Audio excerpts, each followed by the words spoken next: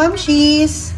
So ngayon, magluluto naman po tayo ng isang klaseng dish na pwede pong pang-ulam at the same time ay pwede pong soup. Okay? So ito po ay almondigas. Para sa mga rekado, mga mamshis, meron po tayong ground pork, miswa, shrimp, carrots, kinchay, shrimp stock, patola, para sa mga panggisa po natin, syempre, ang ating bawang, sibuyas at kamatis, mga pampalasa natin, salt, at pepper. Tara, simulan na natin! So, to start with our almondigas, we will be using po mga mamshis, 1/4 po ng ground pork. Ayan, lalagyan lang po natin siya ng minced onions, isang egg, dash of salt, pepper, carrots, kinchay. Nagbibigay po siya mga mamshis ng additional flavor po sa meatball natin. Almondigas po ang ibig sabihin po niyan ay meatball. O, kailangan malasa ang ating meatball. And 1 tablespoon po of cornstarch. Ang pagmix po na gagawin natin mga mamshis sa ground pork natin ay hintayin po natin hanggang sa lumagkit siya para hindi po siya maghiwa-hiwalay.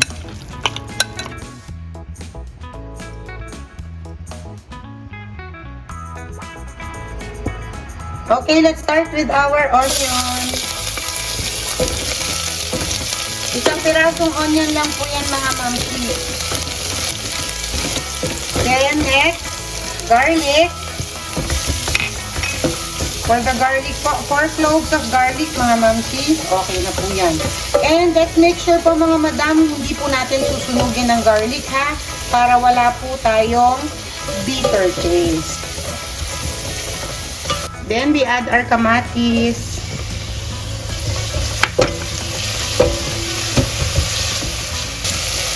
Now it's time to add our shrimp stock mga mamshis. Yung iba po ang ginagamit mga madam ay chicken stock. Kami po, since favorite kasi namin ng shrimp, and lalagyan natin ng ibang twist ang ating almondigas, gagamit po tayo ng shrimp stock. Now we add 4 cups of water.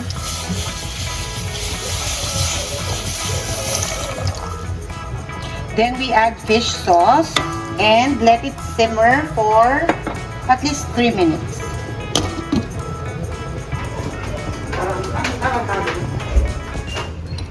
Okay, this is how we do our meatballs mga mamshis. Hindi nyo po kailangan kamayin, okay?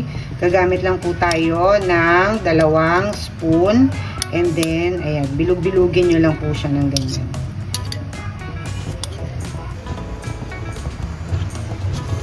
Ayan, pagkulo po niya mga mamshis, pwede na po nating ilagay ang ating meatballs. So, kagaya ng tinuro ko kanina, ikutin nyo lang po yung meatballs ninyo sa 2 spoon. And then, pwede nyo na po siyang ilaglag sa ating soup base.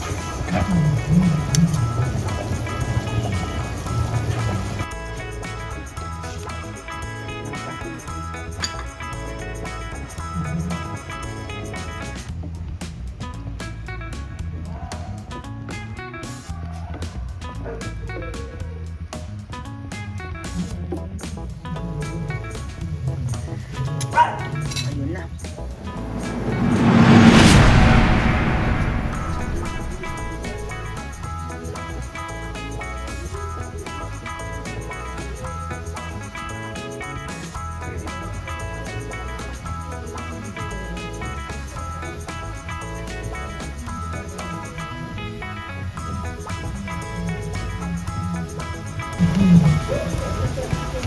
Now, we can add na po the miswa, mga mamshis. Hindi ko alam kung ano po ang tawag sa ganito kadami. Basta dalawang ganito, mga mamshis. Makikita nyo naman yan sa packaging po. For 4 cups of water, dalawang ganyan po ng miswa. Pwede po natin ilagay na rin ang ating patola.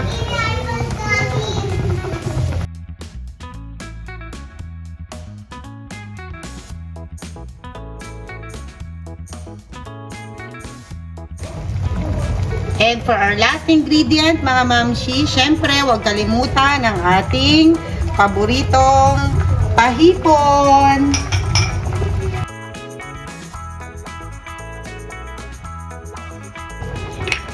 Let it simmer for another 3 minutes, mga mamshis, hanggang maluto po ang ating patola.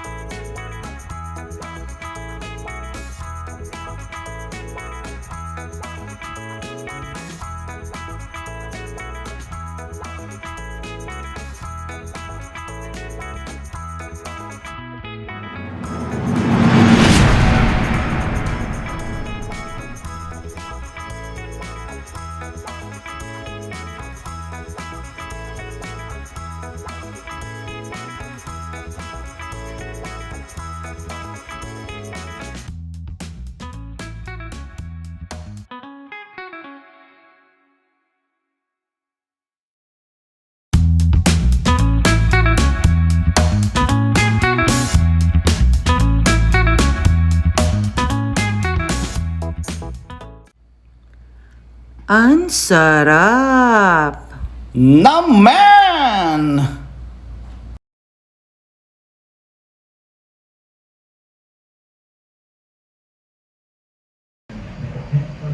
Hindi ko alam na albondigas pala, almondigas ang tawag dito. Kasi yung mga kinakainan ko sa karinderya, ang alam ko, meatballs lang to na may miswa eh. Pero subukan natin.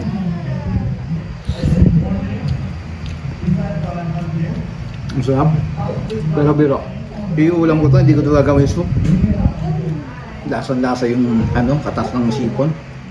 Pero masarap pa rin to sa coke. Dahil walang coke, magkape na lang tayo ulit. Ang sarap! Amen! Kain na na! Mga mamshis, para sa videos ng mga pagkaing madaling lutuin at swak na swak sa budget, please don't forget to like, share, and subscribe to my channel. Thank you for watching!